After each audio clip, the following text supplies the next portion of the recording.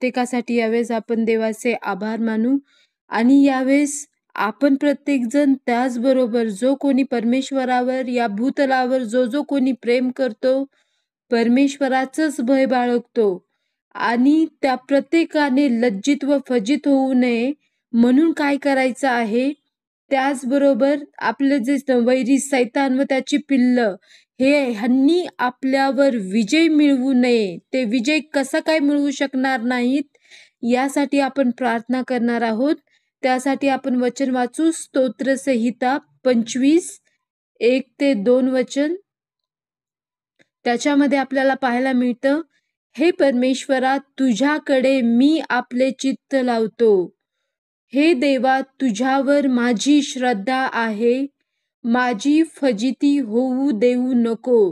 माझ्या वैऱ्यांना माझ्यावर विजयी होऊ देऊ नको. म्हणजे जर आपले वैरी आपल्यावर विजयी न व्हावे अशी आपली इच्छा आहे.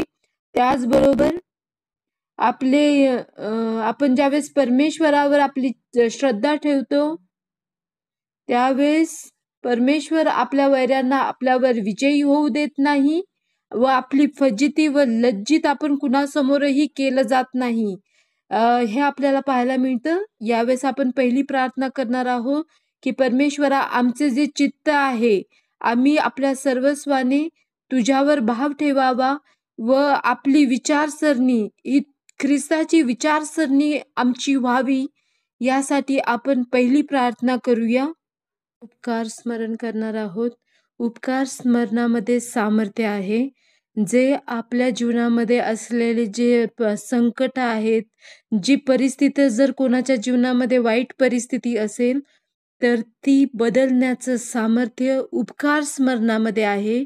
हे आपल्याला परमेश्वर वारंवार सांगत आलेला आहे. याच कारणास्तव आपण बघतो की आपण नेहमी देवाचं तो किती महान आहे ह्या गोष्टींकडे बघतो. तर आपल्या जीवनामध्ये आज ज्या ज्या परिस्थिती आहेत, असं जे आपल्याला वाटत असेल की ही खूप मोठी परिस्थिती आहे, ह्यांनी मला खूप त्रस्त केलं आहे, त्या परिस्थितीला आपण जिवंत देवासमोर यावेळेस ठेवूया आपल्या प्रत्येकाच्या जीवनामधला. आणि यावेळेस आपण त्या परमेश्वराचे आभार मानू की जो उत्तम व सरळ आहे. यावेळेस समजून उमजून देवाचा आपण उपकार स्मरण करूया आणि हा विश्वास ठेवूया की मी परमेश्वराचं उपकार स्मरण करत असताना परमेश्वर माझी परिस्थिती बदलणार. हा विश्वास ठेवून परमेश्वराच्या नावाचा महिमा यावेळेस आपण वर्णूया. या कारणासाठी आपण परमेश्वराला पहिले म्हणू की परमेश्वरा, तू उत्तम व सरळ आहेस. तू पातक्यांना सन्मार्ग दाखवणारा देव आहेस. नम्र जनांना न्यायपथाला नेणाऱ्या प्रभू, आम्ही तुझे आभार मानतो. प्रभू परमेश्वर, आपले सर्व मार्ग आम्हाला प्रगट करणारा परमेश्वर आहे, म्हणून आपण त्याचे आभार मानूया. सर्व समर्थ सेनाधीश परमेश्वर, स्वतःच्या नावासाठी आपल्या दृष्टाईची क्षमा करणारा आपला प्रभू आहे. यासाठीही आपण परमेश्वराचे आभार मानू.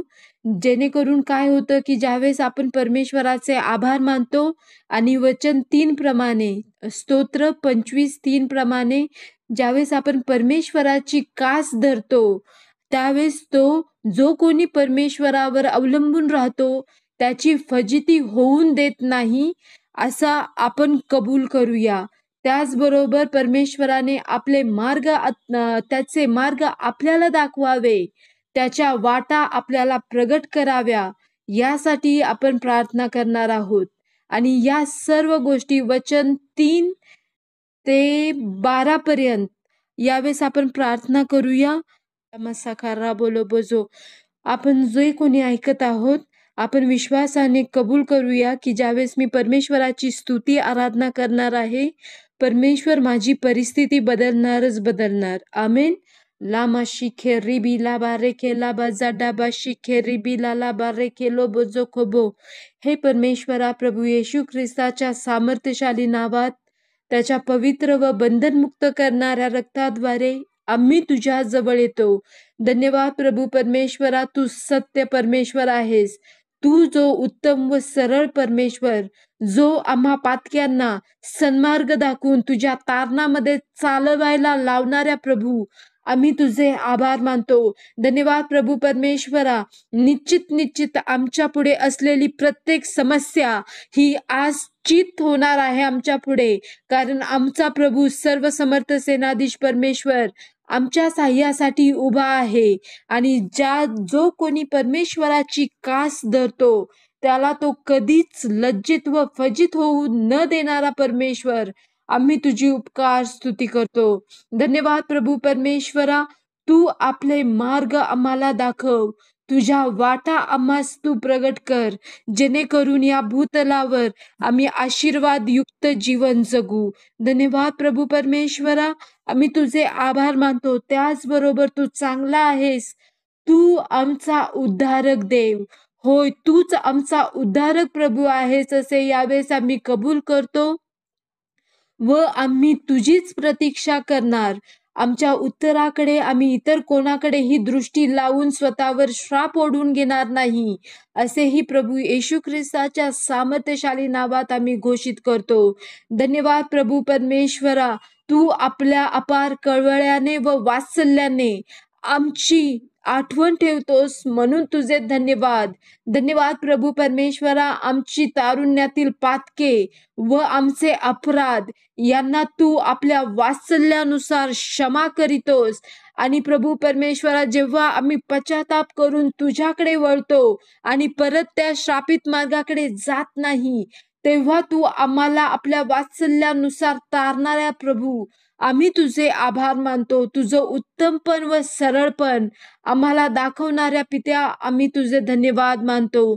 धन्यवाद प्रभू परमेश्वरा. तू जो नम्रजनांना न्यायपथाला लावतोस व दीनांना आपला मार्ग शिकवतोस, प्रभू परमेश्वरा, नम्र व दीन वृत्ती हा आम्हा प्रत्येक विश्वासणाऱ्यांचा वाटा व्हावा, जेणेकरून तू आम्हाला सन्मार्ग दाखवशील व आम्हाला तुझ्या न्यायपथाला लावशील.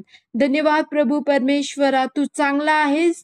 तू कराराचा प्रभू आहेस. तू करार व विधी पाळतोस व जो कोणी तुझे करार व विधी पाळतो त्या प्रत्येकाला त्याचे सर्व मार्ग वात्सल्यमय व सत्यपूर्ण असे तू करतोस, त्याबद्दल तुझे धन्यवाद. धन्यवाद प्रभू परमेश्वरा. जो कोणी तुझा करार पाळतो त्या कुणासही धोंड्याची ठेच न लागू देणाऱ्या प्रभू, आम्ही तुझे आभार मानतो. धन्यवाद प्रभू परमेश्वरा. तू स्वतःच्या नावासाठी आमच्या दृष्टाईची, आमच्या अधर्मांची क्षमा करतोस म्हणून आम्ही तुझे आभार मानतो. धन्यवाद प्रभू परमेश्वरा. तुझं भय हा आमच्या जीवनांचा वाटा असावा, जेणेकरून तुझे मार्ग आम्हाला कळतील. ज्या मार्गाने गेले पाहिजे त्या मार्गाचे शिक्षण आम्हाला प्राप्त होईल. धन्यवाद प्रभू परमेश्वरा. यावेळेस आम्ही आपली दृष्टी फक्त तुझ्याकडेच लावतो. आम्ही आपले चित्त तुझ्याकडे लावले आहे व आमची श्रद्धा, आमचा भाव फक्त तुझ्यावरच आहे. तूच आमचे तारण करणार, आम्हाला आमच्या प्रत्येक समस्यांमधून सोडवणारा ही तूच आहेस, असा आम्ही आपल्या अंतःकरणात विश्वास ठेवतो. आणि याच कारणास्तव सैतान व त्यांचे पिल्ल आमच्यावर विजयी होऊ शकणारच नाही. आमचा देह असो किंवा देहाची वासना, डोळ्याची वासना, संसाराची वासना, संसाराची फुशारकी हे आमच्यावर विजयी होणार नाहीत, असे यावेळेस आम्ही कबूल करतो. निश्चित सर्वसमर्थ सेनाधीश परमेश्वर आमच्या पक्षाचा आहे. याच कारणास्तव आमच्या सर्व समस्यांचं निवारण परमेश्वर स्वतः करील, जेणेकरून त्याच्या उपकार स्मरणाचा यज्ञ आमच्या हयातीत, आमच्या शेवटच्या श्वासापर्यंत आमच्या मुखामध्ये राहील. प्रभू, आमच्या सकट, आमच्या संततीवर, आमच्या हजारो पिढ्यांवर, नीतिमानांच्या हजारो पिढ्यांवर दया करणाऱ्या प्रभू, तुझे धन्यवाद. प्रभू, यावेळेस आमच्या आधी जे लोक किंगडम प्रेयर करून गेले, ज्यांनी तुझ्या राज्याच्या वाढीसाठी व तुझ्या राज्याच्या बळकटीकरणासाठी प्रार्थना केल्या, यावेळेस आम्ही त्या प्रत्येकाची आठवण करतो. त्यांच्या जीवनासाठी आम्ही तुझे आभार मानतो. त्याचबरोबर त्यांची जी संतती आहे त्यांनाही तू तुझ्यामध्ये राखावं म्हणून आम्ही तुझे आभारही मानतो व अशी विनंतीही करतो. धन्यवाद प्रभू, कुठल्याच नीतिमानांची संतती लयास जाणार नाही असा आशीर्वाद देणाऱ्या पित्या, आम्ही तुझे आभार मानत ही प्रार्थना जी मार्गदर्शनासाठी, क्षमेसाठी व संरक्षणासाठी आहे व जो उपकार स्मरणाचा यज्ञ तू जो चांगला आहेस म्हणून आहे, हे प्रभू येशू ख्रिस्ताच्या सामर्थ्यशाली नावात तुला समर्पित करतो. म्हणून तू ऐक आमच्या पित्या. आमेन, आमेन, आमेन. वचन 12. परमेश्वराचे भय धरणारा असा मनुष्य कोण? त्याने जो मार्ग धरला पाहिजे त्याच्याविषयीचे शिक्षण तो त्याला देईल. त्याचा जीव सुखा समाधानाने राहील. त्याचे वंशज पृथ्वीचे वतन पावतील. परमेश्वराचे सख्य त्याचे भय धरणाऱ्यांशी असते. तो आपला करार त्यांस कळवील. माझे नेत्र परमेश्वराकडे नित्य लागले आहेत, म्हणून तो माझे पाय जाळ्यातून सोडवील. माझ्याकडे वळून मला प्रसन्न हो, कारण मी निराश्रित व दीन आहे. माझ्या मनावरचे दडपण काढ. परमेश्वराचे यावेळेस आपण आभार मानणार आहोत की आपल्या मनांवरचं, जीवांवरचं दडपण तो काढणारा परमेश्वर आहे. आपण निराश्रित व दीन, उपरी व अनाथ या भूतलावर त्याने आपल्याला सोडलं नाही, त्यासाठी देवाचे आभार मानणार आहोत. माझी दैन्यावस्था व माझे कष्ट पहा. माझ्या सर्व पापांची क्षमा कर. माझे वैरी पहा,